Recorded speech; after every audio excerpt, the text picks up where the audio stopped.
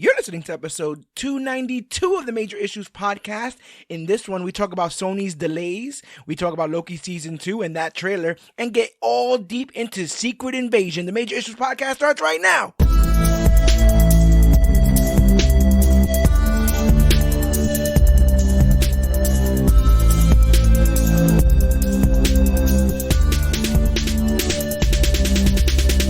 Hello, everybody out there in comic book land. My name is George Serrano, aka The Don, and if you're listening to this, you could only be here for one reason. That's a brand new episode of the Major Issues podcast, brought to you each and every week by ComicBookClique.com. And as always, I am joined by the astonishing, the magnificent, the downright uncanny A-Rob, the Marvel God. Let the people hear you. Yo, what's good, everybody? How's everyone feeling out there in comic book land? In a second, I'm going to make you prick your finger just to make sure you're the real deal, but just also to make sure that nothing funny happens. I've also brought in another dear guest, sir. If you could please introduce yourself. Indeed. We are in the building. Cloudus Maximus, baby. Cloudus Maximus is here. Now, most don't even know this. For what it's worth, the one and only, based on today's episode, I feel like I should disclose that. we shall see. All I know is, most might not know this, Cloudus Maximus is one of my dearest friends. We've actually just made 10 years of friendship the past week. And I want to know, are you getting a bit of a fatigue? Or you feel like you're seeing the same thing over and over again and the plot points are just not getting you where we'll talk about all that in general. It takes a while. 10 years is a long time, and we've been doing this.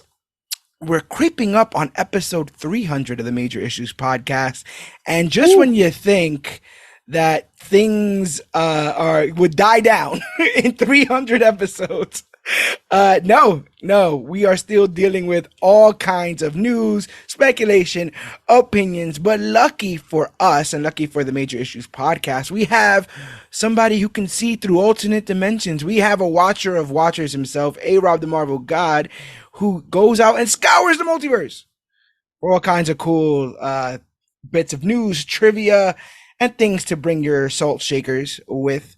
So without further ado, before we get into our Secret Invasion review, here is A-Rob the Marvel God with the news. Yo, the news is looking pretty good, man. We want to start off pretty easily. The biggest thing to drop, Loki Season 2 trailer. We have a confirmed date, everyone. We get to see Loki, Sylvie, Mobius, possibly Deadpool, some mutants maybe. Who knows? But we have a confirmed date that is dropping October 6th to start off the spooky season. Yeah. It's so funny because I understand with timing, once one show is done, you would go ahead and release the trailer for the next thing. But it's also kind of weird because all the bad discourse was coming off of this show, and then Loki is their most watched show ever.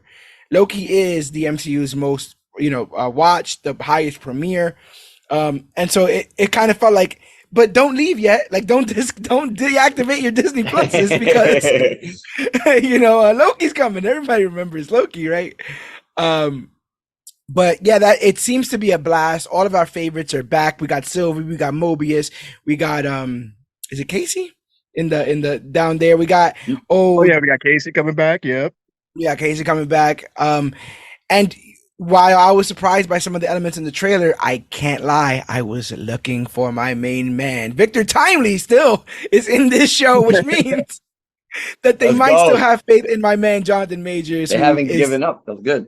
He's seemingly calling himself out of that legal trap that he was in. Jarvis, did you see the trailer? What did you think? Are you excited for Loki Season 2? I did. I'm super duper excited. Also, you want to know what's funny? I've been not astray, not hoodwinked, but it's like I was watching the trailer and I'm like, if I was as far from Loki and Mobius, I'm like, who are all these people? And I'm forgetting. I'm just coming off.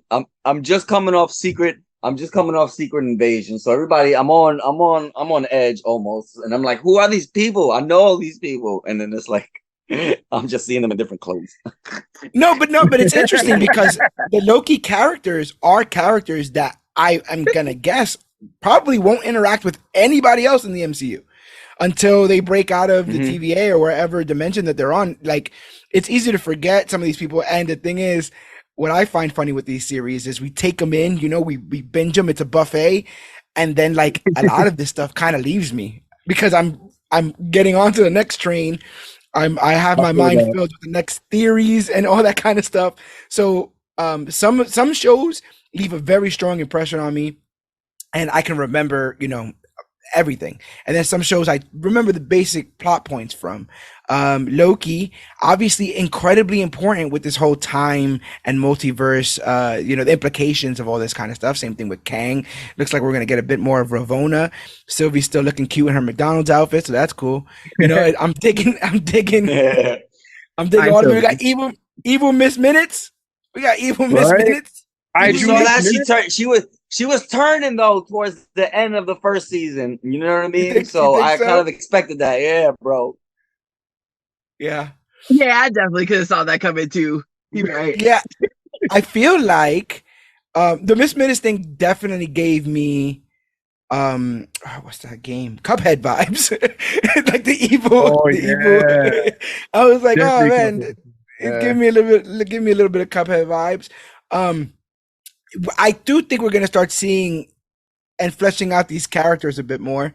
I think that Ravonna, we're probably going to figure out what she's been up to this entire time or how she even got involved in the TVA. There seems to be a shot even of her possibly in the void, like that purplish, smoky thing. I have a feeling it's going to be one of those things where like she really does fall for Victor Timely at some point or whatever, or, like fall for Kang or whatever.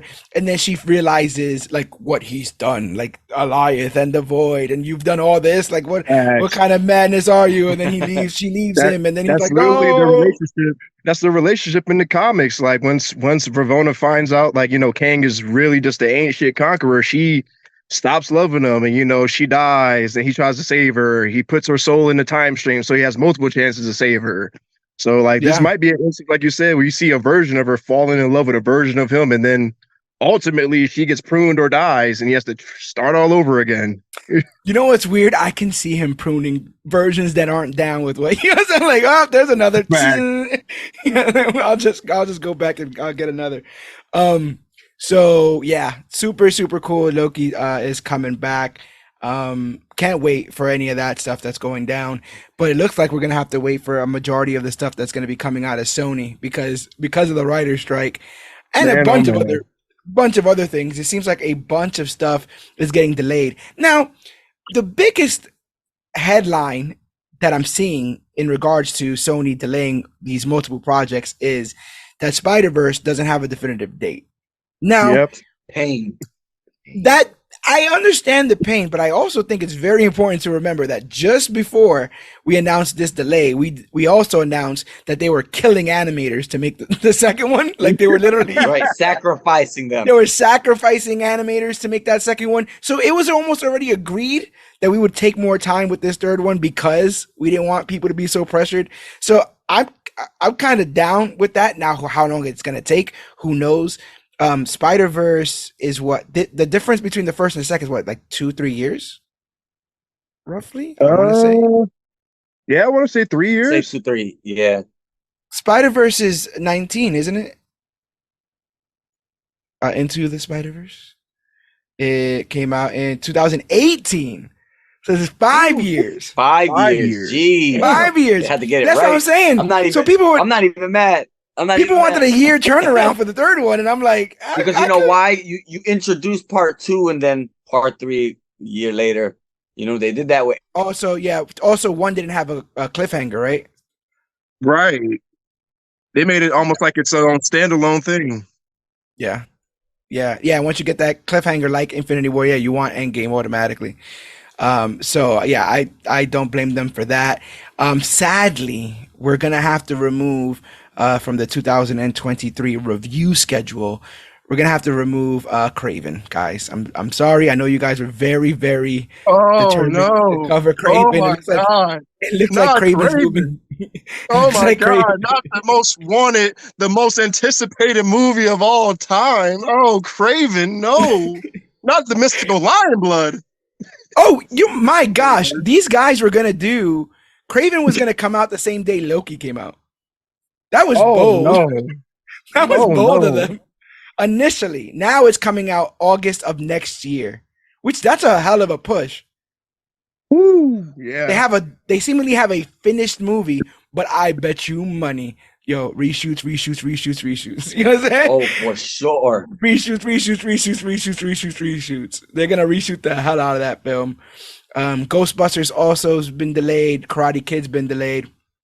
Venom 3 is going to come out July 12th, 2024. And it's funny because it's not even like Venom 3 has been delayed to July. No, they just released the release date. It's coming out next year.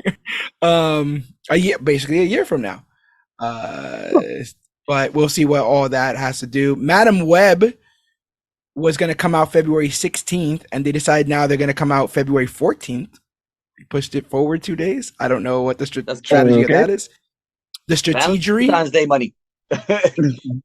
But like, what is that movie, man? What is that movie? Like, what? I don't know. That's definitely we'll definitely have to wait for the trailer for that, bro. Oh, that trailer's gonna suck. It might. It might. I want to be as yeah. Like, what is it? Possible, what can they show? Like, what can they do? Yeah, exactly. They're gonna show a bunch of Spider Woman variants running from an evil Spider-Man trying to take the mother of pregnant Mary Jane. The baby. If there's any place Morlun pops up in, it's gonna be here. That would have been cool. This would be but I don't want them to waste that.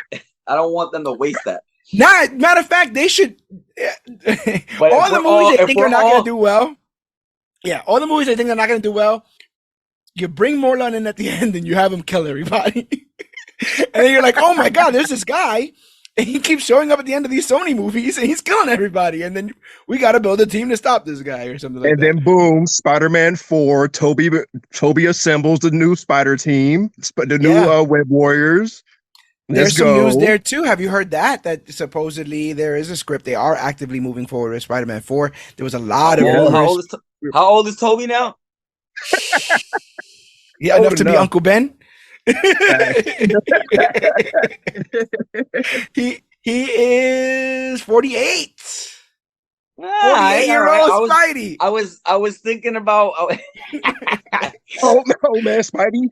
Early bird special Spidey. With that, I was thinking he was pushing 50 already. Close. I mean, by the time that film come out, he gonna be 50. Golly. That would be a real interesting movie. Not had a 50-year-old Spider-Man running around. I mean, that's what I'm saying. His back was hurting in the second one. Could you imagine 20 years later? My back. Absolutely out of control. But yes, I mean, Sony's gonna Sony. It doesn't really matter. They TikTok dance. Yeah, they sat and they said, "Man, should we delay these things? Should we move them?" And then somebody said, "Spider-Man on PS2 is coming. PS5's coming out. You ain't got to worry. You about to make $1 billion off of new consoles, controllers, DLC. They finna make another Billy, bro. They come on." Wasn't that the most highest grossing game? That's why they don't want to let it go. They'll never let Spider-Man go, bro. The merch alone. Once you see them let go of the game, then it's over. Yeah. Yep. But then they still have to come out with the Madam Web game. Oh my God! Yeah, I can see that being DLC. Please, no more Mary Jane missions, man. I ain't got time. I ain't got time, baby. I ain't got time. Obviously, the next big thing that people will be talking about with the MCU is going to be Armor Wars, and we'll talk about why there's now renewed interest in that show because of Secret Invasion. But yeah, man, there's a lot of talk about this whole MCU, Marvel fatigue, comic book fatigue in general, but then you also have movies like Spider-Verse making money. Guardians got close to $1 billion. I want to say 800 million, maybe 900 million dollars. So people are still going to things that they want to go to. Barbie's making $1 billion. Maybe you should have put a cape on her. Who knows? Who would have thought that Margot Robbie could lead a film and an IP and make and jumpstart a whole new universe of movies. If there was one to do it with, it should have. I think they picked the right one, to be honest. Right. They tried they tried to do it Birds of Prey, but that came out like during the pandemic or right before the pandemic. So they was, it wasn't working that way.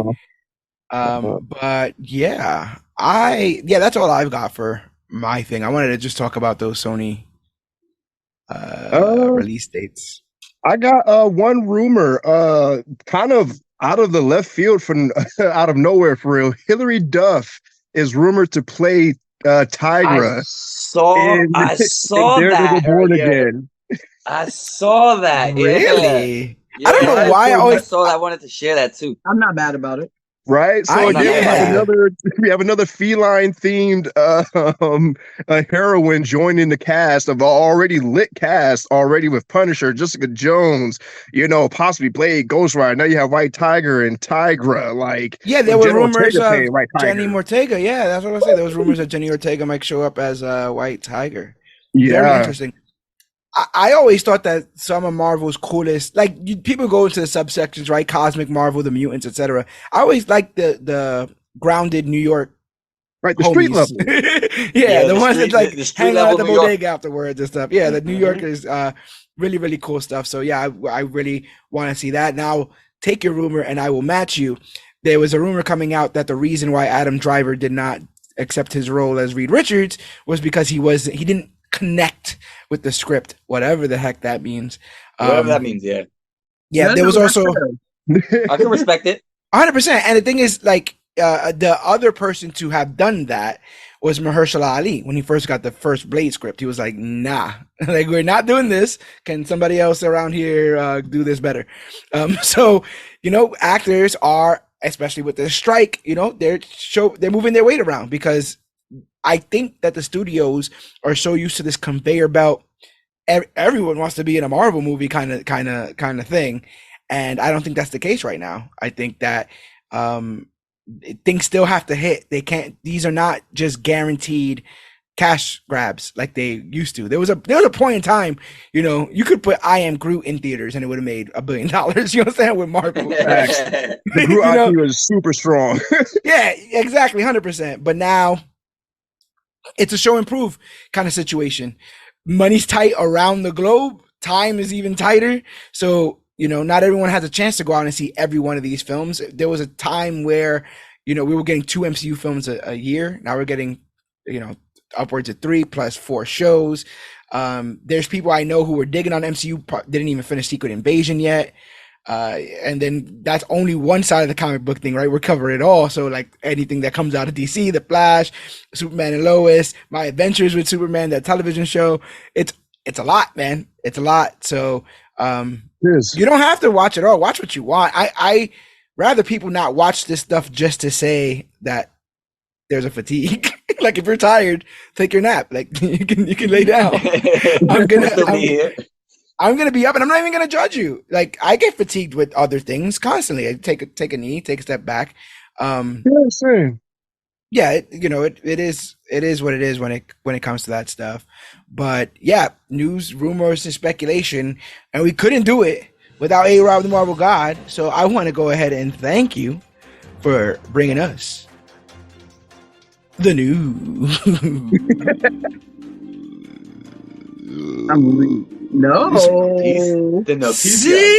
Secret Invasion is an American television miniseries created by Kyle Bradstreet. Noise or something for the streaming service Disney Plus. Based on the 2008 Marvel comic storyline of the same name, it is the 9th television series in the MCU produced by Marvel Studios, sharing continuity with the film's franchise. It follows Nick Fury and Talos as they uncover a conspiracy by a group of shape-shifting Skrulls to conquer the Earth. Bradstreet serves as head writer, and Ali Salim is directing. One of the major things that was a revelation we got here is that Nick Fury, while seeming like a one-man war on crime, he's got a love of his life. He's got somebody attached to the hip. He's got somebody that he cares deeply about. And he introduced that person to the entire universe. I say that to say, hey, Rob, we got a special guest here today in the booth talking Secret Invasion. I will let you go ahead and introduce. Yes, yes. Speaking of the halves, I have my other half with me, my one and only, my star in the night sky, and possibly the brightest star in the multiverse, Christina. What? I'm weak.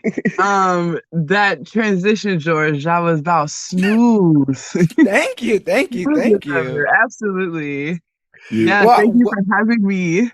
Welcome. This show has gotten everybody talking, for good, for bad, indifferent. We're going to sit here. We're going to go through some of the plot points, talk about some of the themes, some of the comparisons people are making, and where this kind of leaves the MCU after the fact. The first thing that we got to talk about in general is the basic premise of the show, which is this idea that, you know, we saw Captain Marvel. I believe everyone here has seen Captain Marvel. At the end of that film, Nick Fury's like, I gotcha. It's 1993 or 4. And he's like, yo, don't worry, I gotcha. Getting y'all planet. You Skrulls, y'all cool with me.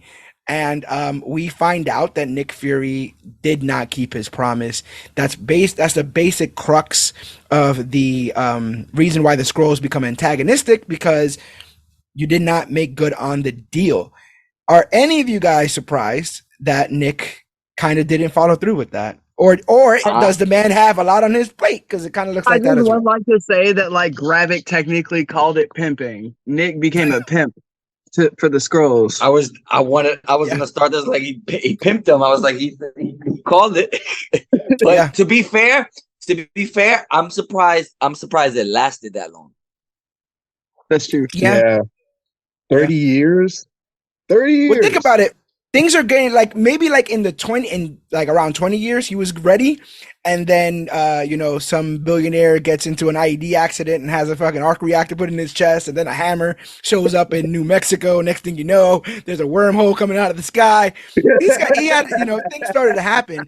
But you guys are 100% right. Hey, no, you're right too, because that's probably why. Like, what happened? Because he got his career. Pause. He definitely straight up said, "I couldn't find y'all a home a minute ago. I just didn't say nothing." Yeah. That it wasn't because of everything that happened in the background. Although, and that's true. Like, hold on, a dude who knows a dude who can teleport you anywhere in the universe. Yeah. His name is Heimdall. His name is Thor. Hey, you couldn't find him a planet anywhere? Man, you just brought up a hell of a theme, because while we are looking to house these Skrulls, and kind of they're being told by Nick the best way to assimilate is to look like you're a human, and then, you can live your life, but you got to look like us. Meanwhile, over there in Scotland or Norway or wherever the hell, the Asgardians have just planted their flag. No issues, comments, concerns. And it kind of shows you, some aliens are cool. Some aliens, the xenophobia. But no, hold on. These aliens came with deceit.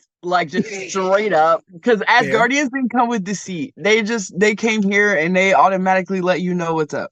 And Thor did open the door for him. It's Thor. Y'all worshipped him how many centuries ago? So Talos also spoke on the fact that he totally failed at that part too. Yes, he did. I want to talk about that broken promise, because we'll get into one of the major themes of this show, which I feel like is the immigrant experience, right? Coming somewhere, having to kind of find your footing and stuff. But kind of right there next to the immigrant experience, especially in conversations between Rhodey and Nick Fury, is the Black experience, right? And I feel like the idea of Nick Fury breaking his promise is almost like that MLK quote about the bad check that America, you said we had rules. You said if we did what we had to do, we would go where we would be allowed to go. And it's been a couple years now, and America has wrote us a bad check we can't cash. Right. I really felt that in that moment. What else can the Skrulls do? They're literally cleaning up like Talos is like, you wouldn't even be where you're at if it wasn't for us. And Yeah. for you, no, don't worry. I'm looking, bro. I'm looking for the planet. Don't even worry about it. I'm looking. I got you. That can get a bit man. old. Yeah. He hit them. Fury hit them with the ultimate "I'm on my way" card. Like straight up, 5 no way. minutes. I'd have been God over bless it you. the first decade. First decade, I'd have been all right. It's 10 years, Fury. What's up? All right, cool. Something. Not yet. I'd have given him like 5 more years. After that, listen, bro, we gotta find something. Yeah, I'm with you. I'm Gotta with find you. something. That's it. Hey, that's You gotta kind of find their something. fault. They maybe should have had somebody help him. Yeah. Nobody was He working knew on him with. he knew Carol. I don't know what the hell Carol was doing. She looking She for left for fucking- 20 years, You know what I mean? right? She was out and about for 20 years. My biggest thing that I found a bit weird is the fact that, Nick gets blipped, snapped. He goes away, he comes back, seemingly collects DNA. We'll talk about that in a bit, but then goes to space. Again, we still have the scroll problem here. He knows that. He has scrolls in his saber. Yeah, but it's not but the only place it's going down right now is Earth, and he can't deal. He not able. He gotta get the hell hell out of there, bro. So you think he kind of just goes to ran? space? You think Hell he yeah, ran? 100%. Interesting. 100%. Oh, honestly, yes, that's true because like with that blip, he lost that 5 years of intelligence. He always had like that one step above everybody, and being blipped totally messed that up for him. So that's absolutely a great reason to run. You're 100% right. You do need to be one step ahead of yourself, especially in his position. Well, I'm guessing it's the graphic of it all, right? That's why he comes back down from his ivory tower. He came back down because yeah. He comes back down from his ivory tower, seemingly to handle business. But again, this is business that was his business. Oh, that was already his business to handle a while ago. It was unfinished business. Yeah. So we find out. Think of it James, this way: he comes back and he goes back up and he stays back up. You don't come back down. Well, I'm even madder about the ending. I have some words to Nick Fury about the ending because I don't think it reminds me of that Sailor Moon meme of like, I've done everything I can. It's like you didn't even do it. You didn't even do anything. You didn't do nothing. I feel like he's made things a bit worse, but we'll talk about that in a second. We find out James Rhodes is working alongside the president. Now, if you're a long-time listener of this podcast, I spent so much time yelling about Skrull-ass Rhodey. The Rhodey's a Skrull, Rhodey's a Skrull, Skrull-ass Rhodey. Now he is a Skrull. We were right. We called it. We'll talk about where and how in a bit because that seems to be a point of contention as well. But yeah, major shouts out to Don for that cheesy other side of him. He was having a blast, man. He was having a blast. He was having so much fun. I like the character of Sonya Fallsworth, the MI6. I love her. Absolute favorite character for me. Hits every single time. Just everything that comes out of her mouth makes you say yes. Yes. It's also business, baby. She walks in, hi, Skrulls. She shoots a man in the leg. Don't worry, it's fine. Bang! She shoots a man in the leg, and they're like, "What are you doing?" He's like, "I'm just showing his true colors." I'm like, Right. this woman's just bugging. She's like, and I love at the end she tells Gaia like, it's not gonna be anything like Nick Fury and Talos. I don't want to like you. We don't got to be friends. I'm gonna use each you. other, yeah. You're gonna use me, and it's gonna be what it's gonna be. I'm like, I can kind of get with somebody who's at least that curt because again, we thought Fury was being forthcoming, but as a spy, how forthcoming can you be? And he seemingly was hiding a lot of stuff. And does the lack of looking for a home mean more or hurt more when you consider that this home would house possibly his wife? Like he's married. That's one of the other revelations here. He's married to a Skrull. You would think, if we're going back to the black experience, if this was a white man and he was dating a black woman and he was in charge of the legislation of like interracial marriage, and he's like, I'm getting to it. Like, I'm getting to it. Don't worry about it. I'm like, yeah. What are we doing? First of all that aside, when that happened, Oh, he kissed the scroll. My whole brain was like, what? Yeah. The whole time? I'm like, all right, cool. Hey, I said Sam checked another box in his career. You heard me? Do you? So did that ring true? Did anyone bump up against the idea, the revelation of a secret wife? I was at first when it first happened, I was kind of like, just it makes sense that the only woman for Nick Fury is not from this planet. That makes One, sense. Yeah. and then two, That like makes the sense. way he talked about his youth growing up in Alabama and the racist South, like it makes sense for him not to see the outside. It's what the inside that matters. He looked past the reptilian green cool skin. Which I mean, she looked like, oh, hey, green women are attractive. You know, like, I was hey, gonna say she wasn't ugly at all. like she was really Nah, for a scroll. Like, and I'll smash. No, I'm kidding. and not only that, but similarly to when a significant other might wear a dress that they believe that you like, she chose that appearance for him. Like she Right. chose an appearance that he would find pleasing. That's a hell of a commitment there. And that's Vara, aka Priscilla, Fury's wife. A huge revelation there.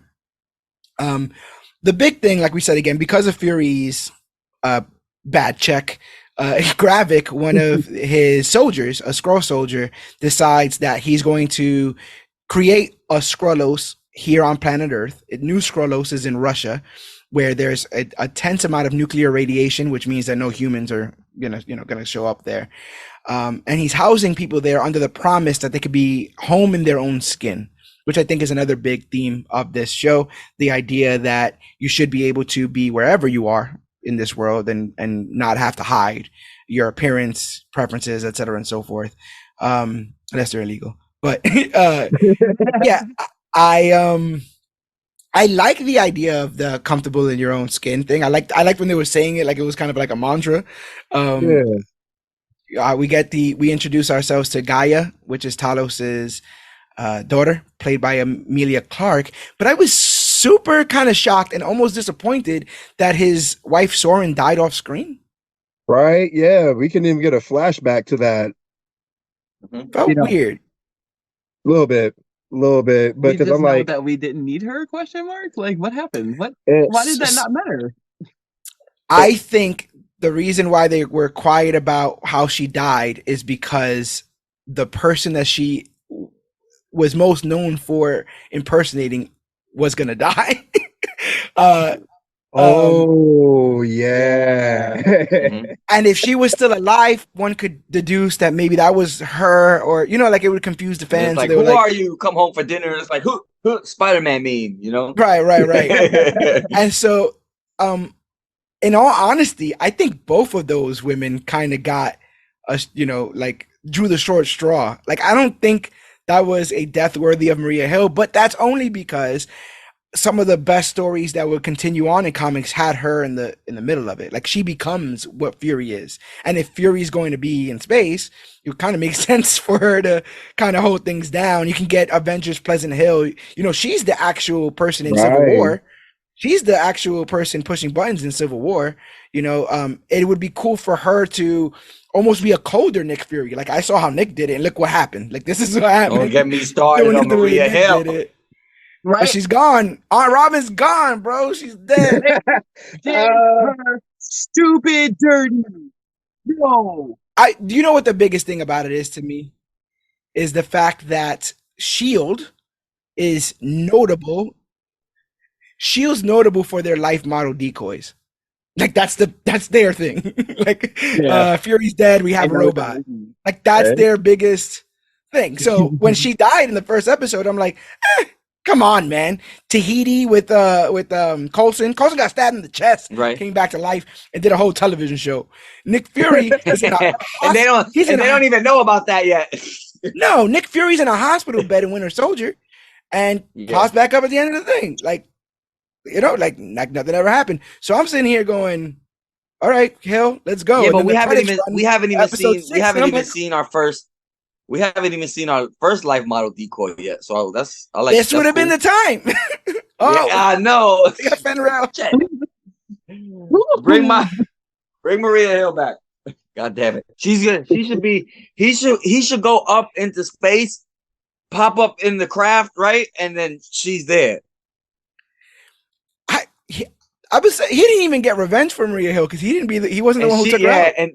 And she should be directing shit. I don't give a damn. Maybe she'll pop back up. Fingers crossed. We get to see some more of Maria Hill.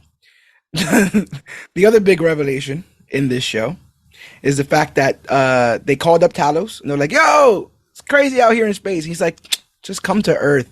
So 1 million Skrulls are now chilling here. Now 1 million compared to the 6 billion people on this planet, very small amount, but 1 million aliens that could all shapeshift and do whatever they want. Is this a problem, people? Are we expecting more to come? Like, is this the prequel Secret Invasion? Are we expecting more to come from this Skrull stuff, or are these the good guys? Have they always been the good guys? I think this is a prequel to the real Secret Invasion because they did that small like nod to like Emperor Cholo's like faction of Skrulls. So that means there's more Skrulls still in space that haven't got the beacon, the signal to come to Earth yet. Right.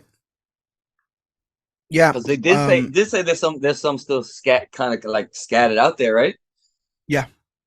Yeah. But as we'll get to, they got another war on their hands. While the Kree stuff, the Kree's looking like they're trying to talk about peace talks. I will get to know more about the Kree, I'm assuming, when we get to Captain Marvel, because Fury's in that. I believe we see more Kree in that. I believe at one point, I was going to say Veers. At one point, Carol thinks that she's a Kree. So, that might wrap up there. Don't forget about the Flurkin family. Oh, don't forget about the Flurkin, man. I still can't believe crazy. I still can't believe that's who scratched Nick Fury. Like, I still can't believe they waited us out and it was like, it's the cat. There you go. Out of all the mystery, all the missions, all the backstory, it was a space. Well, hey, if you say it out loud, like how he lost his eye, he went to space to help some aliens during the war, and then went on a mission. He got caught flirking. He got scratched by an intergalactic cat that has a portal to another dimension in his stomach. So he got scratched by a Nyan cat? Yeah. Yeah. Yeah. Also, I think the biggest thing about that was the whole idea that he said it was somebody, the last time he trusted somebody, he lost an eye. And the trust he meant was like bringing a cat close to his face, which, I mean, if it's a strange cat, people don't do it. 9 times out of 10, that's exactly what's going to happen to you. Yeah, fact. Yeah, Fury says there's not enough room on this planet for another species. What do you guys think about that? Oh, that whole train car scene was... Is the sun hot? Man, fire. There's not enough room for 2 species on this planet. We've been at war with each other since we could walk upright, Talos. Like... You know what? I think this is your stop. This is not enough room in here. No, and he didn't. Nobody mentioned Asgardians either, though. So it's more than 2. Facts. Yeah. I mean, you got the Talokan down in the ocean. Whether or not you consider that a species or not, like, boom, look at that, and you got mutants starting to pop out. That's what I'm saying. We crowded a little bit. So like, hold on, wait a minute. I was going to say Inhuman. Nobody mentioned the Inhumans. Yeah, the Inhumans. God damn, they somewhere too. Fuck. We bombed the moon, bro. Somebody gotta get off this rock, bro. And it's not gonna be us. I'm sorry. It's crazy on Earth right now. It's crowded on this bad boy. Right, Celestial sticking out the Indian Ocean still, man. Mutants popping up, Taliconians, man. Aliens popping up. You know what? Let's start with the Inhumans. They've been here the longest, right? Yeah. Man, that's technically they can breathe in. Not good. They can breathe in space. Not all of them. I think they can. So maybe. Yeah, but I saw how Wanda handled one of those Inhumans, so I'm not too worried about what they up there doing. He shut that man down. We find out that the Skrulls have a council. The Skrulls have a whole security council. They got news hosts. They got secretary generals. They got prime ministers, other generals. Not anymore. But they got those high ranking moments of power, and I this is when Gravik has his big like I like dogs more than humans speech and he uses that word there, right? Dogs don't pimp each other is what he says. So he obviously feels that way about how humans use not only themselves, each other, but how they use other people. Facts. I He wasn't. Yeah. No. Like I wasn't animals sold on and him though. dogs We're nicer to innately animals good. than people for the most part. I know I am. You know, but I feel like I wasn't really buying Gravik until that last episode. Like when he starts yelling in Fury's face. Fury's face. I was like, yo, he's really bringing it in the scene. Because you know what it was, bro. You could see it on him. He had a lot to get off his chest, and he's been waiting for this. And we all know he's been waiting for this face to face with him and Fury. Yeah.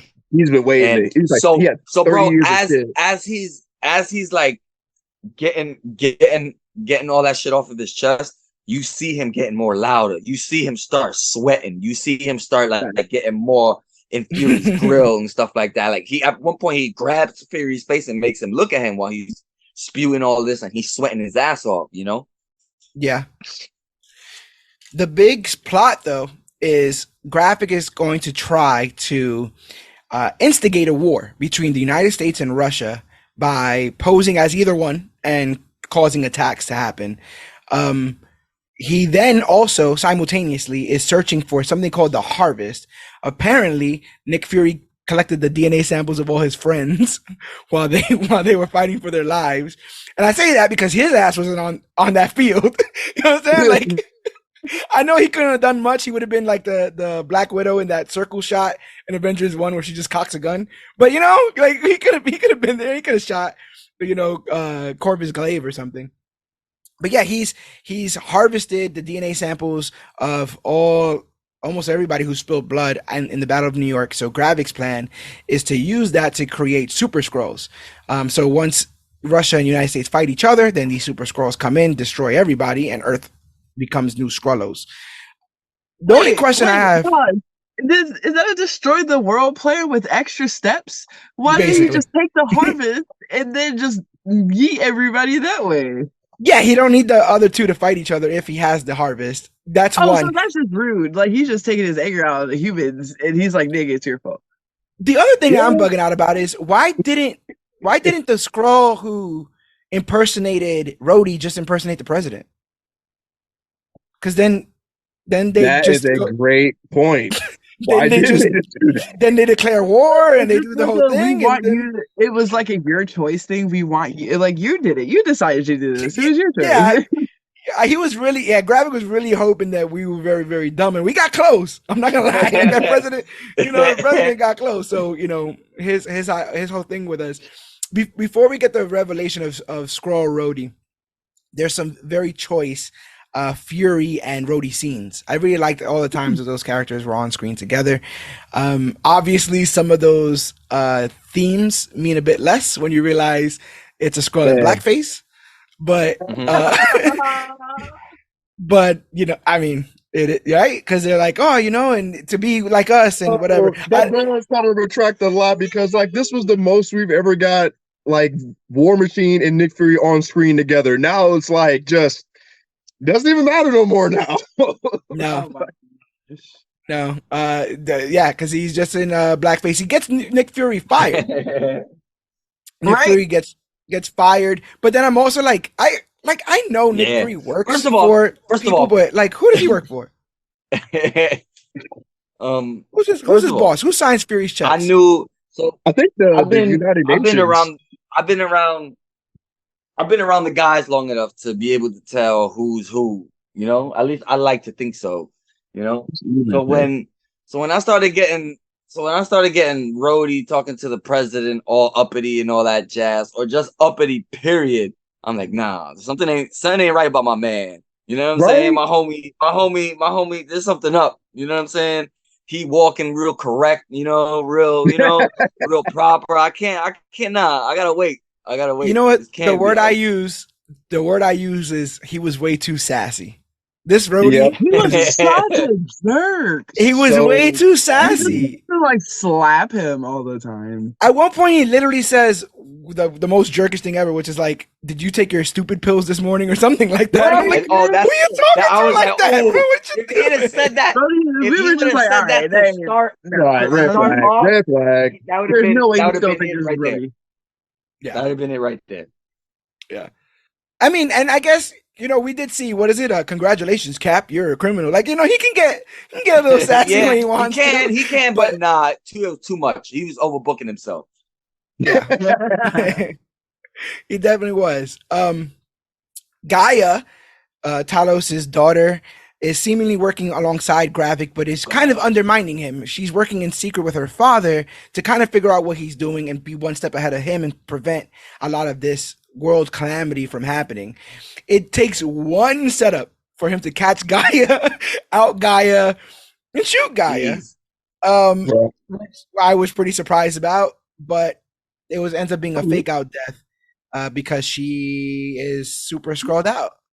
She got boosted. She got super scrolled. She gave herself the juice. You were surprised that Gravik killed Gaia? I was surprised that she felt like that was like, I felt like that was his first trap, and she kind of fell right in. Oh yeah, yeah, that's for sure. and so I was like, oh well, that's done. Like, then you get hit with the swerve. You see the then you get the swerve. Yeah. She got all extreme. It was interesting. At first, her motivation for working for Gravik, since it was Gravik's hit squad that got her mom killed. But in the end, it was, she was working for Talos the whole time. So I'm like, I wonder how Gaia felt the entire time being in Gravik's presence. I think she did somewhat agree with Gravik at some point. Like, she wasn't completely just undercover this whole time. She just realized he was a monster like everybody else. Yeah. To make another comparison, when I think back on the whole Gravik of it all, it really reminds me of Killmonger in Black Panther, in the sense that not only does he come into a situation, but the whole problem with T'Challa was he never rectified getting Claw. Like, that was the whole thing, right? Like, the people looked at him to get Claw, and he was not able to do it. So when somebody off the block comes, it's like, this is what y'all been trying to do this whole time. Gravik is basically like, yo, if the person we trusted is not going to get this done, I'll do it. Yeah. He's completely down. And again, if seemingly no one else is volunteering. So Gravik's like, I got y'all. And they're growing scroll fruit. They're probably rolling scroll bud. There's a whole bunch of stuff. They're growing plants out there. They're having fun out there in New Scrollos, bro. So I can kind of see. I think everything is fine until, in classic Marvel fashion, he has to be mean to the people that he's working with. That's what happens, right? Like, whenever any of these villains start to make sense, they kind of got to show that they're crazy. And so when Gravik starts to yell at his people, like, you guys are nameless, faceless, whatever, I'm like, okay, yeah, I get it. Yeah. He's called them the N-word with that one. Faceless? I just thought of something. Go ahead.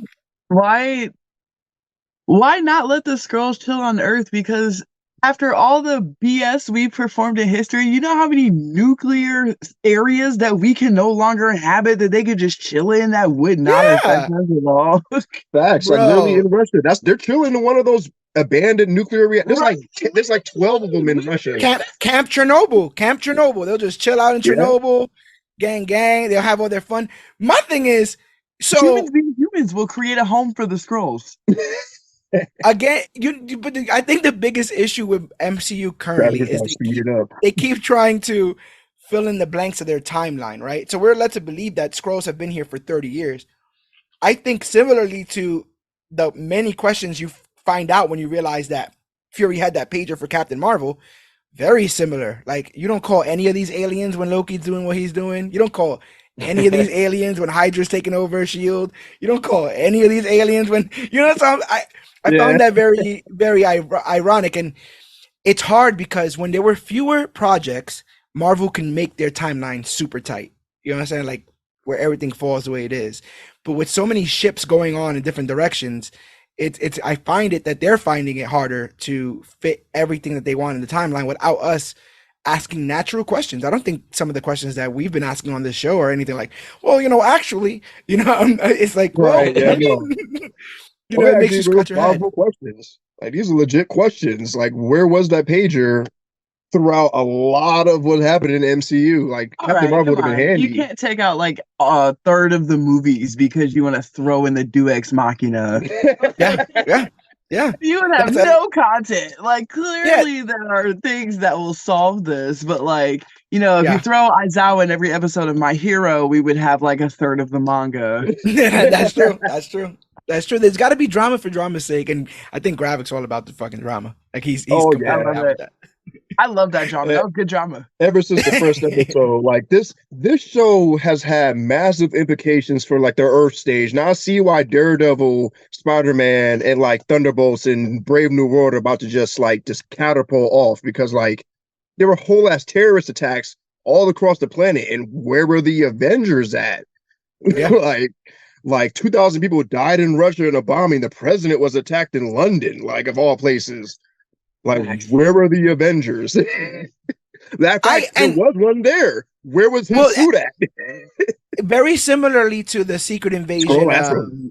in the Secret Invasion comic, you know, when the scrolls are realized, it really does wake up the government to like, oh, like we can't even trust the people that we thought we could trust, which are the Avengers. And while the entirety of the team may not have been Skrulls, the president has known on two separate occasions that Nick Fury was a Skrull because he shot Maria Hill, and that Rhodey was a Skrull.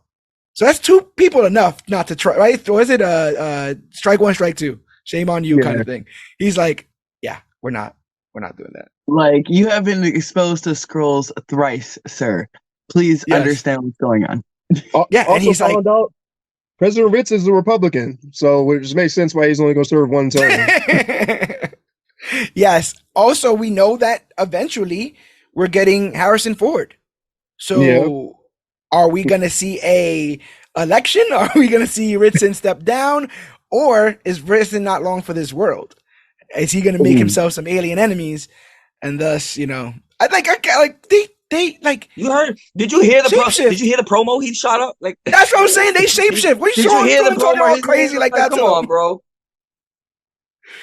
I like don't they think talk about Richard's throwing. long for this world. He ain't long for this Yeah. world.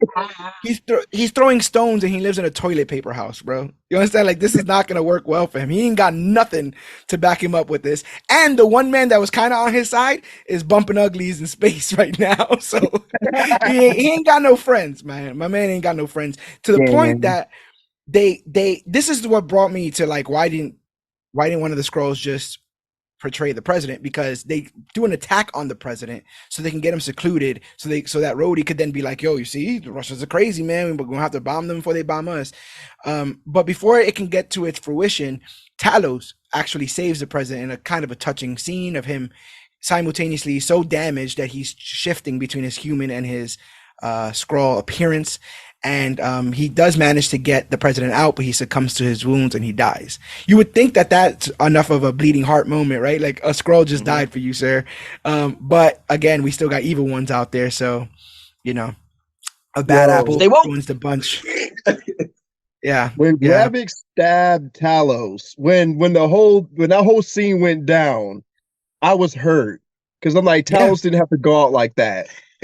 Yeah. And you know what's weird? Talos, even given the fact, you know, all this broken promise stuff and all the stuff that they were talking about, he never addressed Fury with any anger.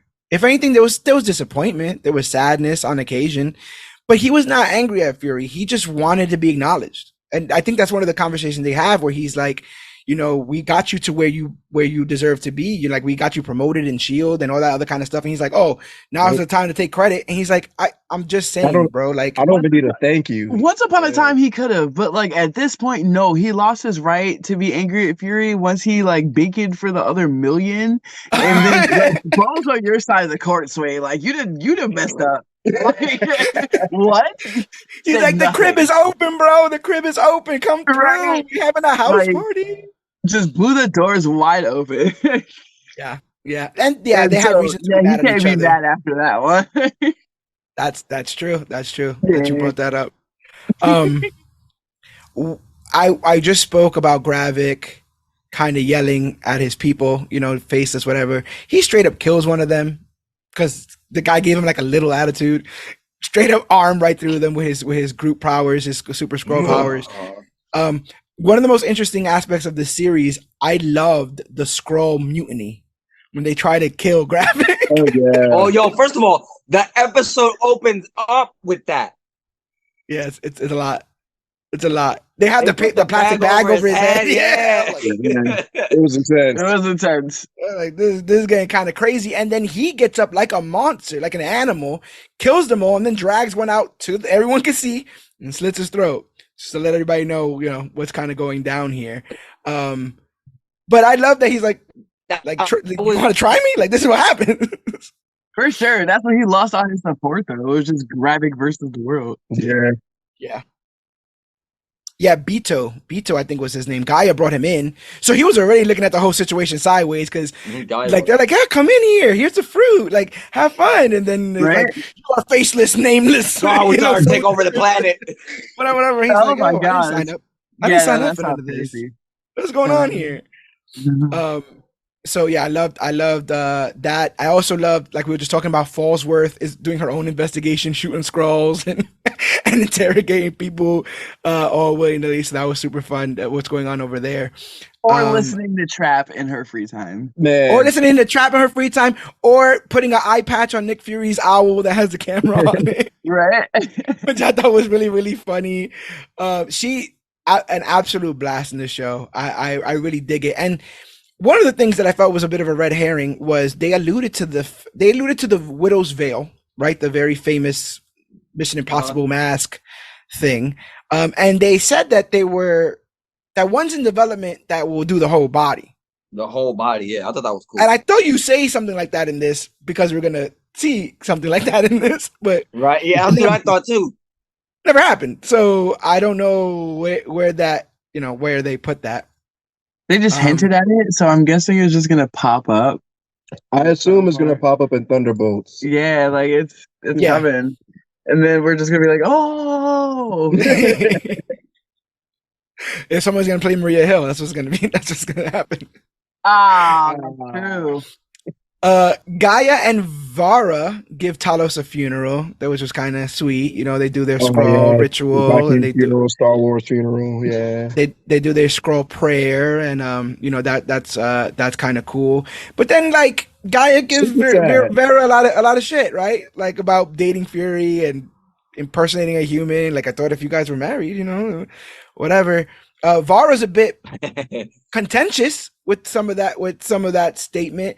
Do you think there's any part of Vara that feels bad for seemingly having to stay looking like Priscilla to make things work? I mean, later on she would straight up axe Fury, right? Whether or not he would love her in her own skin. What do you guys think about that whole motif there? I feel like if she would have been really about it, she would have just like he would have came home one day and just found her scrolling around the house. You know what I'm saying? He knew. Yeah. So like he could have definitely just so like, it wouldn't have been a surprise. Like, would have been a surprise. It was just her and her, Right? Yeah. Because like he probably wouldn't care for real. It's just she chose the human form just out of respect of being on this planet, and she knows how humans are. I think I think she knew he would care. Like about that aspect, but like he wouldn't care about her being in her own skin. Yes, he would. You think so? At the time, I think it at least has to hurt because you think back over the decades of life and legislation, there's been a slew of couples that could not present in public, right, for various reasons, and you got to think like if you can only really have that at home. That's gotta be taxing after a while, I love the line where they have their first kind of talk since he's come back, and she's like, I'm not a fool. Like, I know I married Nick Fury. You're gonna be out and about and whatever, but like you never came back to me. I'm like that. I know you never came back to her because your ass never came back. So I think she does have she has a bone to pick with Fury. And I could see why it would lead to so many of those doubts. And I really feel for her when she says like, while you were gone, like when you're gone, I know who I am. Like I totally get that as well. Like while you're gone, I know how to operate. It's when you come back that I'm just like, Right? that's love. Well, Sometimes that's that's because like what's messed up is that it's Nick Fury will always be Nick Fury, so she will only know Nick Fury as he wants her to know. So like she'll never yeah, know everything she actually needs to know to survive being in a relationship with Nick Fury correctly, yeah, unless he just takes that down. yeah. There's a level of convenience there, right? There's a level of give and take, I guess. But I thought their relationship was very interesting because Nick can't be somebody easy to be with in general. Then the fact that you're hiding your own existence, and then the fact that he gets blipped, like none of that stuff had to be easy, and we kind of saw her speaking about that stuff. Like I said again, Rhodey's trying to get the president to attack Russia in the hospital. Eventually, we see the whole Rhodey, mirror scene, the Rhodey mirror scene where he's revealed to be a Skrull. I guess now's the best time to talk about it. Everyone's been going crazy about it. It Man, seems let's talk about it. It seems like because we see him later on in a hospital gown, it seems like he was taken post Civil War. Yep. Not to say the man never went to the hospital after Civil War, but that's where people are pointing. Yeah, and that would seemingly be the easiest answer. He got snatched up in the hospital. I think it's a little bit. Yeah, it is. I think it's a little bit disingenuous to kind of put like breadcrumbs of this here and kind of just put your hands up and be like, well, the fans are gonna kind of figure it out, because I think it's frustrated a lot of fans because I think that it doesn't track with their timeline. It's up to you. But if we go back, it does track, because after Iron Man 2, if we watch Iron Man 2 and Iron Man 3, right? And then you watch Civil War, right? And then everything after Civil War involving Rhodey. So like Infinity War, Endgame. Those are two different Rhodey's. That Rhodey was not that sassy in Iron Man 2. He was not that, he had jokes like that. Like killing baby Thanos. The biggest looking for this. Right, that was like that was. Well, the joke is that joke that was bad, right? That was the joke. So now we know if he can make people laugh, he's a Skrull, because he couldn't make people laugh. He has that unnatural humor. And then watching the show, there was so many red flags besides the subtle nods of green in the scene with him. He didn't. When the president was attacked, he was stoic as hell in that car. That's a Skrull. That's a Skrull. I don't know what people were up to that point still believing I was Rhodey or not. I don't know, but it's obvious he's a Skrull, people. He drinks on the job. Straight up drinks on the job. Taking shots. Oh, he did that. The president did tell him, like, yo, what's wrong with you, family? Right? and then he walked away. And then he walked away and smelled his breath. Right? Yeah. That was funny. Let's make sure the corner has a talk up of coffee. It was that bottle Nick Fury gave him. Facts. He was lit. He was a lit Skrull at the moment. He was kind of Yeah, so the director has said that these guys word their stuff very carefully. He's like, well, if you look and if you connect and whatever, but then he also says, but we might find out in Armor Wars. So I'm like, he's not trying to commit. Maybe he doesn't know. There's a chance his ass don't know. The only people that know is K.E.V. and actual Kevin. Yes. Yes. He's trying to milk the whole thing. 100%. And the thing is, again, right here on the Major Issues podcast, I said, ain't no reason to follow the Rhodey we know for a whole movie. You know what I'm saying? It would make much more sense if we were getting introduced to Rhodey again. Because that's you did say that.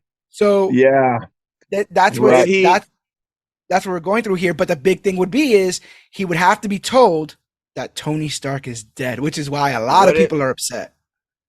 What if the reveal was he turns, right?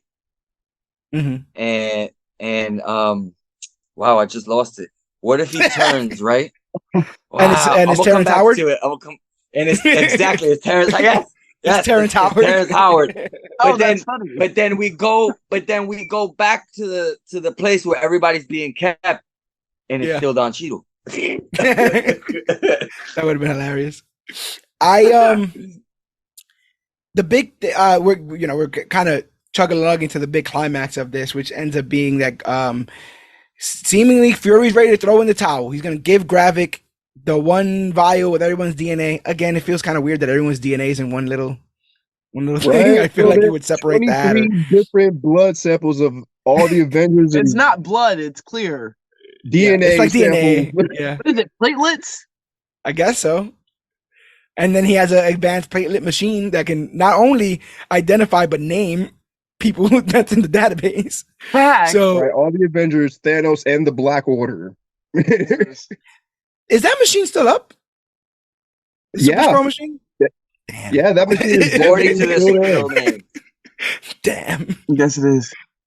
Well, Well, I Fury, assume it's probably confiscated since at the end of it, everyone got woken up and saved. Who and was going whatnot. to take it? The U.S. damage government? I control, if hope they're instead still of Russia. around. And then, are they going to spend the money on the suits Oh, to go in and take it? Because they can't just go in with Oh, radiation. Yeah, radiation, huh? Send the Asgardians. There you go. Send the fucking Asgardians. Oh, I mean, yeah, they're I think- radiation proof. oh, okay. Send the Guardians. So Fury ends up confronting Gravik at New Skrullos, gives him the harvest. And he's like, "Yo, just spare Earth, please." And then that's when we get the whole Gravik kind of gives his villain speech about, him, the Face being the man that he first killed. And that, I think, one of my problems with this series is that feels like a big revelation, but we didn't know that to the final episode. And Fury doesn't seem to react, but he wouldn't because he's not Fury. It's Gaia. But when he's like, "You see this face? Don't you recognize this face? This face is the man I killed." Like, someone had obviously, trying to rewrite this, said like, what if it was someone Fury knew? What if Gravik on purpose took the appearance of someone Fury knew to just constantly, poke at him? It seems like that's what he was doing. Yeah. But it doesn't make sense if Fury doesn't get the reference. I mean, he didn't know it was Fury, so like that. Honestly, if he wasn't so hype, he might have realized that. But like, Yeah. that was an Emmy performance at the same time. Gaia killed it. like pretending like she was like dying from the radiation. Dropping the pills. Right? Like I thought it was Fury. Yeah, same. Like I was like, "Yo, Fury, yo, Why would he do this? Right? what is going on here?" Wait, why is he not dead yet? Selling that, bro. She was selling that. She was. Yeah. I feel like yeah, well, I mean, all we heard this entire series is, "Oh, Nick, you lost a step. Old man Nick Fury." Oh, you're basically dust. That's what they're talking shit about my man's the whole time. So he's like, "I'm going back to space. Screw all this. Ain't my talking shit. I'm going to I the passed my bar. physical." You're a geezer. You're a geezer. Like, I passed my physical. So we Which find one? out The space one? both people get the harvest. They're all harvested out. We find out that it's Gaia. Like I said, dun, dun, dun, Nick Fury is Gaia. We get a Super Scroll fight. Fix the job that way, y'all. Another point of contention for a lot of fans was this fight, how it was portrayed, etc., and so forth. What I will say, the biggest criticism people have is like, "Oh, like when he turns into Ebony Maw, he has rings. Why would he have rings? He didn't even know Ebony Maw from a hole in the wall or whatever. Why he turns his foot into the Hulk and he has shorts? Why would it have shorts or whatever?" Listen, I equate all that stuff to, I always thought it was dumb in X-Men movies whenever Mystique was taking somebody's form that she would randomly look at the camera and turn her eyes to yellow. Who's that for? It's for us. It's not for anyone else. Okay. So I think very similarly, it's just a visual cue to let us know what it the is. expectation of that? Okay, so I think, the to be shorts don't honest, cover I think it's the Hulk cheap pop. and, like he just changes like naked, A like leg, a big Right. ass green leg, and a green hanging appendage right? on the Like, side what of do you it. expect? This is not hide the cucumber. No, yeah. Yes. That would have been a whole different show. That's a whole other kind of invasion. You know what I'm saying? But yeah, I didn't have a me. The Drax arm was kind of funny. That was kind of funny. Agreed. I give you that. The Drax arm was kind of funny. But yeah, what do you guys think of this big CGI fight? I dug it. I dug it. Big CGI fight. I thought the Mantis stuff was pretty slick. Because the Mantis stuff Same. caught me at a time where I was like, now what? Because they're like kind of matched, and at this Right. point, it's just how you're gonna use the powers that you guys both have. You know what I mean? So for her to think on her feet in the middle of the air and to be like, once the antennas came out, I knew it was over. Sleep. Sleep. I was like, oh, he manages. She manages. What about you two? What do you guys think? What do you guys think of the that CGI fight? That was clearly where the episode's budget went. But it was worth it. To a degree. There was like a part of it where like because it was just a TV episode that like it didn't get the cinematic like bigness that it really should have had for like the gravity of that situation. Like for us to have a huge like Super Scroll CGI battle and then we only get in a TV episode. I'm trying to see that on IMAX and have them really put the money into that. With that, like it also felt kind of rushed through the transition, so you would notice that it was that like episode CGI, and I'm just like, I mean, I guess, I guess it's cool though. Yeah. Right. I feel like they didn't want to like outdo like was going to happen in the Marvels because like clearly out of all them characters that they was just flipping through, Captain Marvel was showing out the most out of them power sets. That's I'm like, also true. Like when Guy was just floating there, I'm like, that's a Super Saiyan. That's a Super Saiyan, right? That's Android 17 I see right there. Like down straight vibes. Right. So he's sleeping floating there, just like, yeah, I did that. Yeah. But like, yeah, I wanted like a little bit more, or at least like some lines between the two while they were fighting to show like why they were doing this, like why because like clearly Gravik wants to kill humanity, and Gaia's fighting him because Talos. He killed her. That's all I can think. That's all I can think is Talos. I think it's a bit short-sighted, but I think it's Talos. Yeah, 100%. And similarly, Fury's using another scroll in the field. To do his work. Haven't learned. Yeah, no, my man's still out here making mistakes. So two things. One, does this mean that Gaia is tangled with Captain Marvel with all this magic entanglement or this power entanglement that we're seeing in the Marvels? No, bro. Don't you understand how this works? It's all of that besides the side effects. No, all the good, none of the bad. Don't you know how DNA works? It's just the good parts. That's true, because you could be the Hulk without being mad. I feel like we're not going to see Gaia until like the Fantastic Four movie. I think they're going to soar in Gaia. That's what we're going to find out. They're going to be like, man, that Gaia, she had all those powers. Too bad she exploded. Killed Gravik. You got to have one Super Scroll still there. Yeah. Super Scroll. And I guess the Extremis healing thing didn't work on Gravik because he got his ass blown. Yeah. No, but that should, I remember why he didn't come back from that, because in Iron Man 3, in the airplane scene, when Tony like did his arc reactor chest blast on Malin, he didn't come back from that. So I'm like, if it's a heart, like if it's like a straight through him, like I guess they can't come back from that. She did definitely blow a hole through his chest. Yeah. I am the Mandarin. Yeah, definitely. So again, we go back to the hospital. We got Rhodey still there trying to get the president to do stuff. For the president. Yeah, they want security. Oh, I love when he comes in. He's like, "Where's the president?" And they're like, "Right there." And he goes, "Stupid! You can't be telling everybody where the president is." Right? Like what? Lock this place down. I was like, "Yo, relax." But yeah, Fury kind of just shoots him in the face. So Rava in the face, I would say the Skrull that is impersonating Rhodey.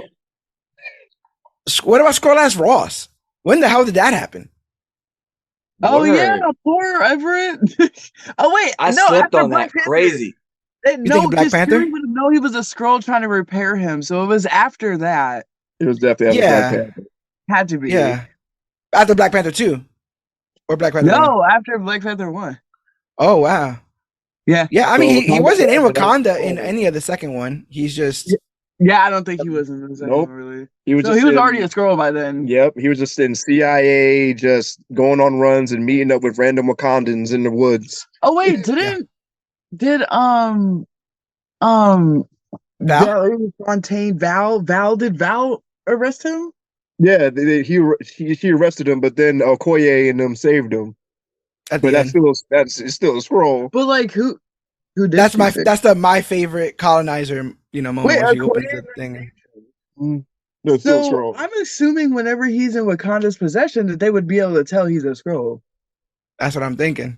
Unless she just opened the door and was like, "You're free," and flew off with her suit. I was like, "You're good, bro. You're out of here. Go ahead. You're Gucci." I Ah, wonder. at least I make mean, sure they what get if housing. I'd be interested if Val is a scroll? That could be a freaking scroll. She's out there doing all kinds of shit. I'm telling you. I really hope the scroll Um, didn't get to Elena. yeah, yeah. Oh. So, yep, shot in the face. Ritson issues a new bill declaring all off-world species as hostile forces and threatens to hunt down the remaining Skrulls on Earth, causing unrest as civilians publicly murder various high-profile officials for fears that they're Skrulls. Now, some of them are Skrulls. A lot of them aren't Skrulls. So it's a really, really rough situation.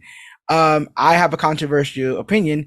I think Terrible that booking for Earth. Jesus. my Yes. controversial opinion is I think that this is how the show should have started. I think that the show should have started with the president, something happening to the president, him flipping out about this, and us. Because I think that what this show really missed that the comic had is that level of paranoia. I remember when that first issue Looking starts over to your end, shoulder. and Jarvis is a Skrull, and he's doing stuff Right, to Jarvis the was a Avengers scroll. mansion. Spider-Woman was a scroll. Electron, you're Fucking sitting here going, Mockingbird was a oh, scroll. oh, you're sitting there Wolverine, bugging out. Spider-Man.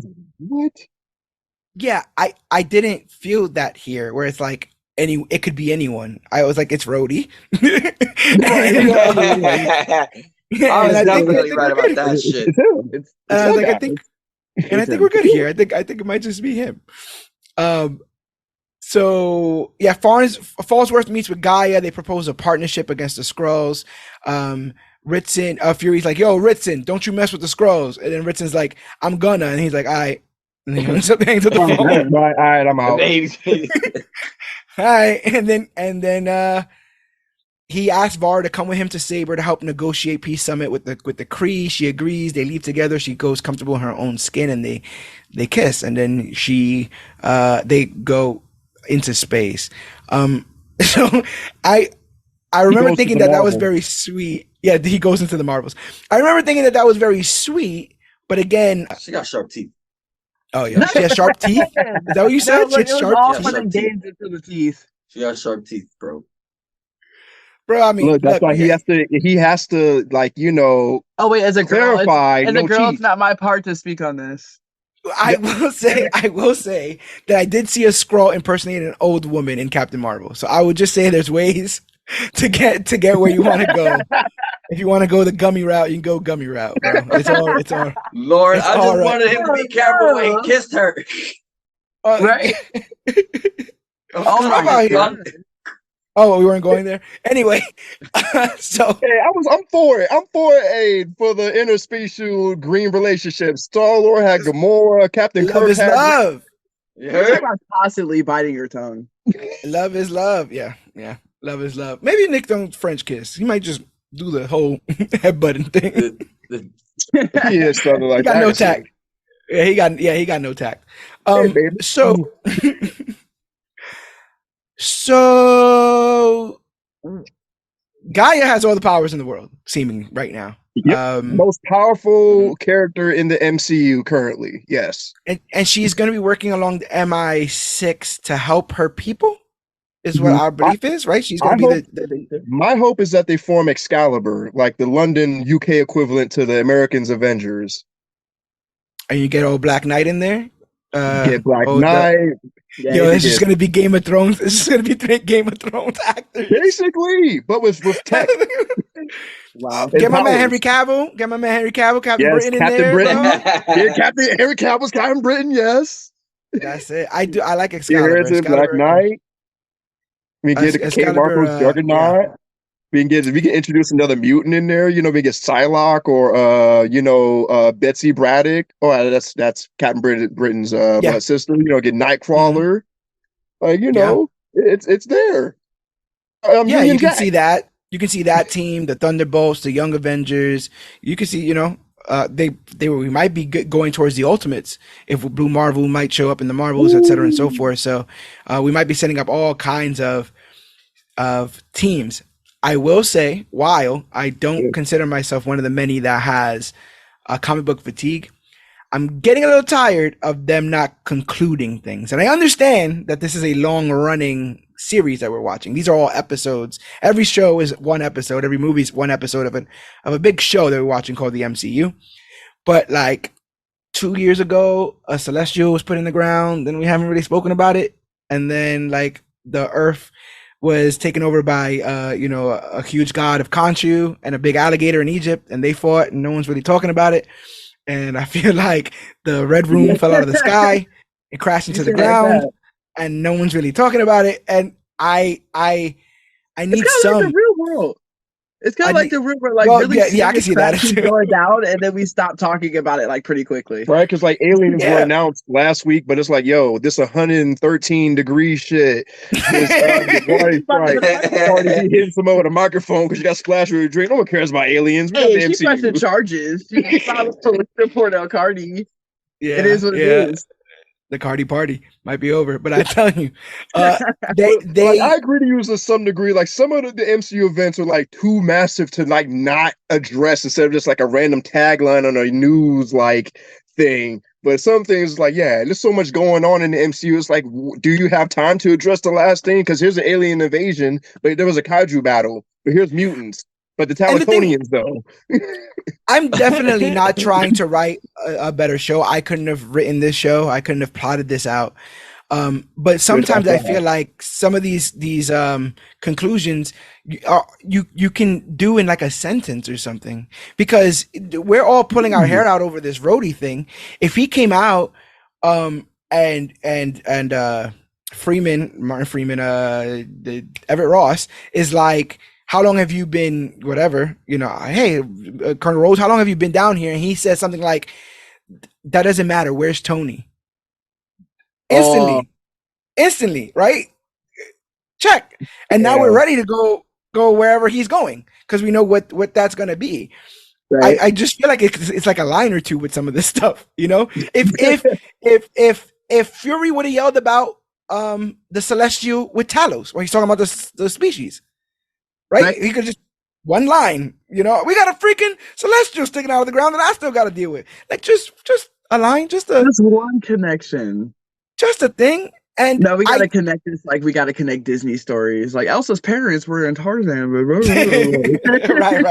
And then Tangled, right. But that's kind of Marvel's fault, right? Because they made the kid in Iron Man 2 Peter Parker. Mm-hmm. Right? Yep. They did that. So it's like now we got us looking. You can't tell us there's a mystery, and then when we start looking for the clues, you say you're looking too hard. I feel like that's the problem with this show a little bit, is that with an espionage show or a spy show or any mystery show, I think you're supposed to be one step ahead of the audience while also making them feel like they're one step ahead. So we're like, oh, no, we got this. Oh, I can see. And then it's supposed to flip on its head. But when it flips, you're supposed to be able to connect the breadcrumbs. You're supposed to say, wow, it does all add up to this. And I don't feel like this is one of those things. I feel like they're going to add breadcrumbs retrospectively or retroactively. They're going to add the breadcrumbs to the Rhodey thing, and they're going to add the breadcrumbs to as they did with the Fury's wife thing. Like they had to show that she knew about the Avengers, that she knew about the blip, that she knew about S.H.I.E.L.D. and all that kind of stuff. And I think that's going to be harder. It's going to get harder and harder to do that when everything, like the guy who's writing this isn't talking to the person who's doing Loki, right? The person who, are they going to get all their ducks in a row? I want to see. Again, I primarily like this show, but it felt to me like the prequel of a bigger comic, which is weird to me because the comic that this is based on is pretty big in and of itself. So that was a bit thing. Did you guys find it weird, these like episode lengths? Like it was like an hour. We got maybe like an hour, then one for 30 minutes. Yeah, it was weird. Yeah, for 6, I'd be like, because I was excited with the first episode, 54 minutes. I'm like, oh, this setting the pace real nice. And then, 50 something, 40 something, They to some 37. degree had 30. So I'm like, to. oh, whoa, wait a minute. They had to do this on purpose, just for the people like y'all that like try to look for it. This is clearly just Yeah, about yeah, the yeah. story this Hey, time. and the Like they and have to the spend the money certain kinds of ways. It's real over The here. CGI went to the last battle in the that's scroll also set. including the option to skip the intro too. We'll talk Facts. about the intro in a second. We'll talk about You the, know what I'm saying? the intro I'm in a alright second. with the intro. As far as the Yeah. intro, See, What the you're down with the intro, and the AI is getting you, bro. That's what you happens. know, See, look, Right. robots. give those guys a break because they work hard as it is. You know what I'm saying? Oh, That's fair. 100%. I never thought of it like that. I I thought the intro fit what it was doing, but it was they did it at a very contentious time for that. Bad timing. And I think they could have been a middle ground. I think they could have found a way to do both. There is technically middle ground because it does have to go through human approval. Like a human has to click, yes, you can do this and play. That's true. That's true. And that's all I want to do, to be On the honest. middlest of grounds. I welcome our AI overlords because I'm lazy and sometimes I need a robot. I need a Jarvis. Hi, Jarvis. I need a Jarvis to be like, hey, set this all up for me. So it says that in June of 2022, Samuel L. Jackson said that we were going to do reshoots that was going to make the series better and go much deeper than before. A new writer was brought in on the production to work on this new material, and it basically took them from mid-June to August to film scenes to, I guess, close this up. So if it does feel kind of uneven, that could be what it is. And I have this sinking feeling that the reshoots are constantly, well, no, we don't even have to answer it here. Just set it up, and we'll push it, kick it down the line, and they got it next. They got the ball and they got to answer the questions. But I don't think this was made maliciously, and I don't think this was made to be a cash grab. I just think that if you have read the story, and if you're used to a Marvel show with a bunch of superheroes in it, this could be disappointing to you. I don't think it's the lowest rated thing, because it's right now currently I think episode 6 is the lowest rated MCU anything. I think it's 18% currently on Rotten Tomatoes. I don't think it deserves 18%. Right? Like what? Wow. But people are big mad. People are big mad at the fact that they don't feel satisfied with this conclusion. Now, as much as I have the feeling, like I said, as much as I have the same, as much as I have the patience, like I said again, for this content and the way they've been doling it out, I will say, last week, I think off air, me and A-Rob were talking, and it's like one of the things I felt initially when I finished the show is that I always feel like their last episodes they're rushing, which is weird because they pace their own show. So I feel like the episode before the last episode always drops a huge bomb, whether Loki's being pruned, or you are the Scarlet Witch, Wanda, or Sam gets his shield back, or any of that kind of stuff. And then the last episode is a rush to finish everything that you set up while simultaneously setting up for a whole nother slew of questions, characters, teams, and stuff. That's a whole formula. Yeah. I just feel like they gotta get better at pacing that stuff so it doesn't feel like you're rushing at the end of it. And that's not just me saying that. She-Hulk said that in her finale episode. She said that they realize that it's a problem. Step 1 is to address the problem. I'll give Loki's coming up. Hopefully you'll be around for that one as well, so we can hear your thoughts. Loki, it will be what I test my, are we back, or are they back to their BS? But we shall see. If you read comics, not every comic is the most important comic in the world. Not every story is going to be groundbreaking and change the history of the entire characters that you're dealing with. But ironically, this does put a bunch of people in weird positions. So I do like where we're left off here. I have no idea where we're going next. I don't know if that's a bad or a good thing, but we are going somewhere. And I hope they know where we're going, because, that's for sure. Were any of you guys bothered with the lack of quote unquote power players in this? That was another criticism, that, the only Avenger we got is Rhodey in this. Honestly, Loki. I was not upset because I knew off jump this was going to be the draw is going to be different from the comics. Like once they told the writers or the directors don't read the comic, make this your own thing. I'm like, oh, okay, this is going to be entirely different. Just like Civil War, Age of Ultron, Infinity War, it's not going to have nothing to do with the comic, just the name sharing it and know the actual people involved in it. Like, You'd think we'd know by now. How are people mad about this? Wait, are the Avengers like omnipresent? Like, does things don't happen outside of the Avengers? oh, lots of things happen about no, the and Avengers. no, and to your point, also So, like, to how your are point, we I mad don't that think the there is an Avengers weren't Avengers. there? I don't think there is an Avengers. To be fair, I don't think that there's a team right now. Half of them are Yeah, dead. I think that whole thing is in limbo. My thing was Finished? when I had no when I finished and I was going through it in my head, I was like, I did think about some more power players because it's like you can't have Secret Invasion without it. But I was a fan of having the whole Nick Fury solo mission kind of, so I was all right with that as long Yeah, as it, same. This was the rawest stayed we've the ever course. seen Nick Fury. Like I was happy Yeah. about it. Like we only got a little bit of him in Age of Ultron, a little bit of him in Avengers, a dash of him in the Ages of Shield. Like no, this was dope seeing him like an age Nick Fury with all his experience and wisdom, with his back up against the wall and just going like by the seat of his pants, coming up with plays, coming up Yeah, with a not always making strategy the to right this decisions, world right? ending As crisis. he's a man up against a wall, and he's not always going to make the right decisions, but he's going to try. He's going to attempt. He's going to go out of his way to try. So again, really like this thing. Then other thing I rubbed up against. Someone made this statement, and it was a little bit hard to disagree, but they're like, similar to this show is kind of what Peacemaker did in Peacemaker. I don't know if you've seen Peacemaker, A little bit. but that also felt a bit more I begged you to watch it.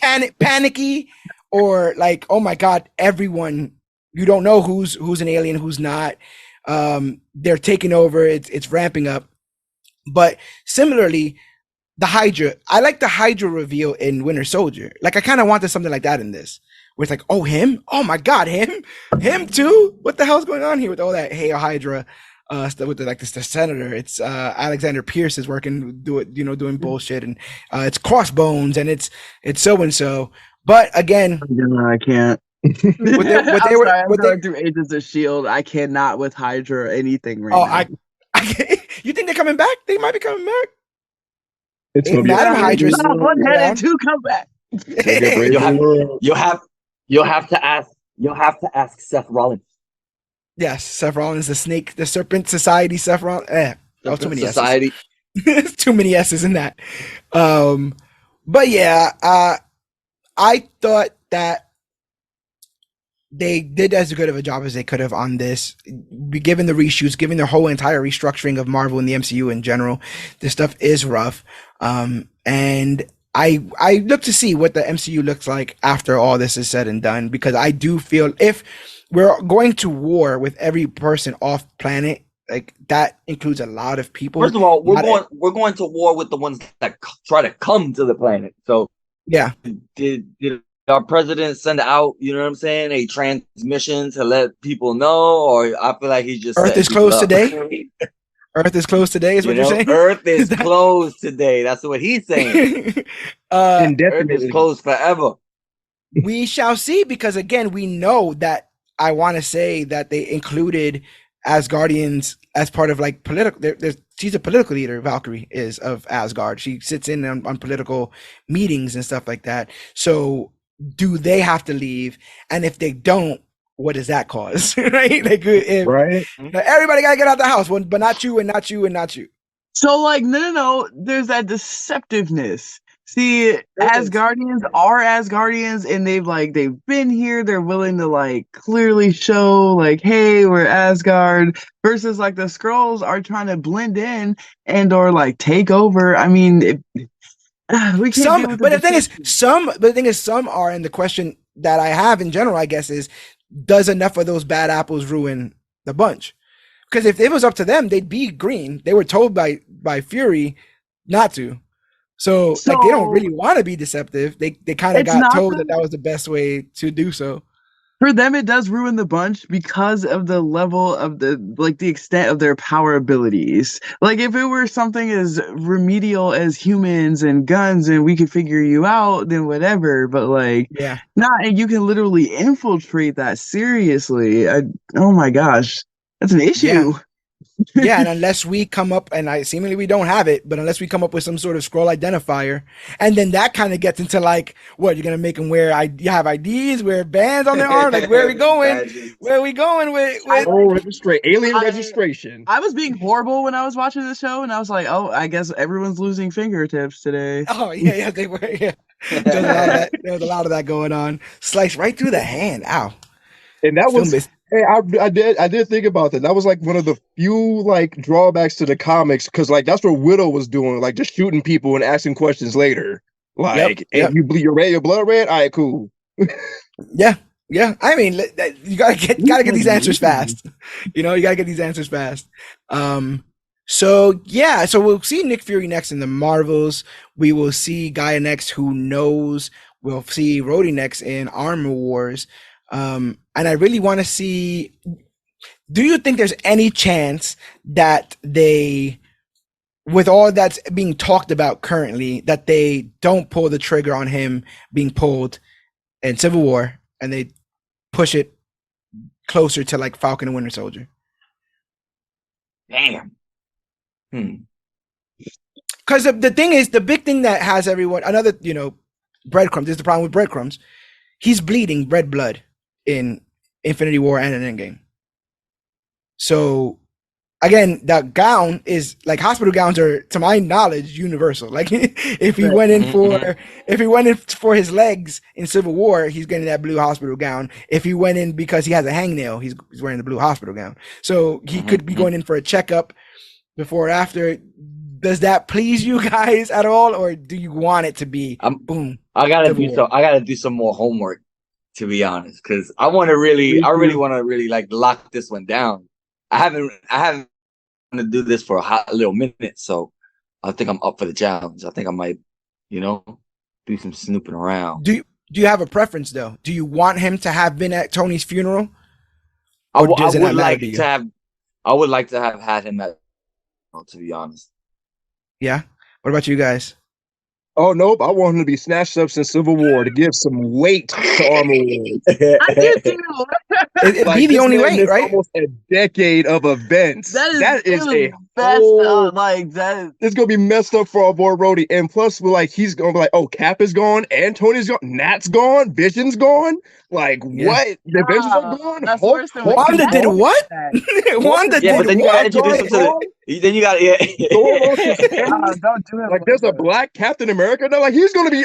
I need all that. It's gonna be the Captain America scene. It's gonna be the Captain America scene where he's writing stuff in his notebook. Like, okay, I'll write it down. I'll catch that. That's worse than That's worse than when Cap had to come back and what he had to face. And not only that, the psychological damage and the physical damage. This man is still crippled. Like he still can't walk without the Stark tech.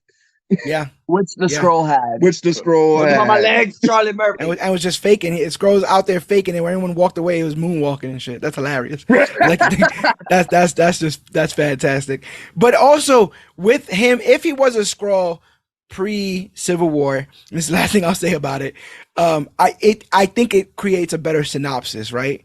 After waking up from years, of someone impersonating him. Rhodey wakes up to find out that his best friend is dead and does the best thing he can to get all his tech back from the various people, learning more about himself along the way. Yada, yada, yada. It would be really, really cool. The man don't realize there's a 17-year-old already in Stark armor. That would be pretty cool if Hartley's out there building his own stuff. We know Ironheart's out there. Riri's out there killing it. That show's about Harley shit. That show's got to cut. He's throwing Harley off the bus, bro. He was there first. My little Iron Lad. Oh, that's funny. Yeah, man, it would be really cool to see some like Tony Stark flashbacks if they could with Armor Wars. with Rhodey, you know, like just some like pivotal moments and some cool stuff. But yeah, I guess more will be answered later down the line, which excites and infuriates the fan base simultaneously. So I guess we'll see. I guess we will see. We'll see all that when that comes to it. And the best thing about it is you'll know we'll be there to cover it because we're on episode 292, and every single one of these episodes can be found on the Major Issues podcast, which you can find by Googling Major Issues Podcast for the first result that comes right up. We're also available at Podbean, Stitcher, Podcast Addict, the Apple Podcast app, TuneFind, YouTube, Spotify, and more. But if you want the one stop for everything Comic Book Clique, just go to comicbookclique.com. It has our merchandise, articles written by us, and it's the quickest way for you guys to get into all the episodes of the podcast. We do at least 2 hours or more on every episode. So 292 episodes is roughly 580 something hours of content. Anything is not 500.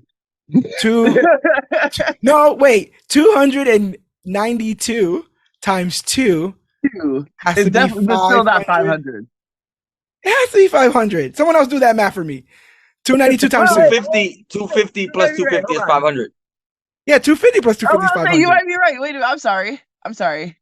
No, you're good. Someone prick her finger. Prick her finger right now. I want you to see if there's purple blood. If there's purple blood. What's my favorite color? Black, red. You're lucky. Black. You're lucky. Hey, you've been verified. That's you've been verified. You got the blue check. So now go to comicbookclique.com, the one stop for everything Comic Book Clique. And if you guys want to help us monetarily, you can do so several ways. You can become a Patreon. Patreon.com/CBC Clubhouse for as little as 10 cents a day, $3 a month. You can help us afford the hardware and the software that keeps the lights on here, because we do this free of charge. We do this for the love of the game, and you guys are out there for us. So if you have anything that you can give to us, consider doing that. If you you can become a patron for that. If you go to comicbookclique.com, you can buy merchandise exclusively with designs made by moi, and I get a kickback. We get a kickback for every piece of merchandise sold. So not only do you get to walk away with a unique piece of merchandise that shows your support for this, but we get that money and we could put it towards creating more content for you guys. If you can't give us any money, it's hot out here in these streets. I completely understand. The other way you can help support us is tell a friend about this podcast. If you're digging the kind of conversations we're having here, tell a friend to tell a friend. Go to iTunes and rate and review the podcast. Pretend no other ratings exist but 5 stars, because if you give us 5 stars, we'll pop up in other people's feeds as they search for our kind of content. We're trying to grow our scroll human army out here. So make sure that you got, I don't know what you guys are talking about. And so just make sure. The finger prick. Yeah, Check. My hands are tied. Check your blood sugar. Check your blood sugar. Oh, hey, listen, I know your finger. I know human Don had a beard. That's all I gotta say. So we'll go ahead and continue. We'll go ahead and continue by saying, tell a friend to tell a friend. Not only does it show us what you guys like about this podcast and help us grow as podcasters, but other people get to discover us in their feed, which is fantastic. The last thing I'll tell you guys is we want to hear from you guys. We like this conversation, but you guys are always welcome to be a part of it. So go out and reach out to us on social media. We're on Facebook.com/ComicBookClique, Instagram at ComicBookClique, or you can use the hashtag ComicBookClique to talk about the newest, hottest, latest, and greatest things to come to comic books and comic book media. I've been to the future where we're literally the biggest company doing what we are currently doing today, but I can't tell you how we do it because it would mess up the timeline. And next thing you know, Dwayne "The Rock" Johnson is Nick Fury, and nobody wants that to happen. So make sure to tell a friend to tell a friend. Jump on the bandwagon before the bandwagon gets full, because we are going to the moon, and maybe we're going to New Squallows. We'll figure it out as we go along. But Christina, I want to thank you so much for being a part of this podcast. I hope you're no stranger to the podcast. I hope you pop in here. Your opinions are refreshing. Sometimes it can become a bit of a boys club here. So I'd like to hear the varying opinions, and you have been absolutely lovely. So thank you so much for stopping by. Absolutely. Thanks for having me. No problem. But my name is George Serrano, aka the Don. I'm A-Rob, the Marvel God. I'm your Cloudus Maximus. And this has been our Secret Invasion recap and review. And remember, whether you're a shape-shifting alien, a one-eyed spy, a wolf in sheep's clothing, or home in your own skin, remember that we are the Clique, and always remember that you, You, yes, yes, you you, are are worthy. worthy.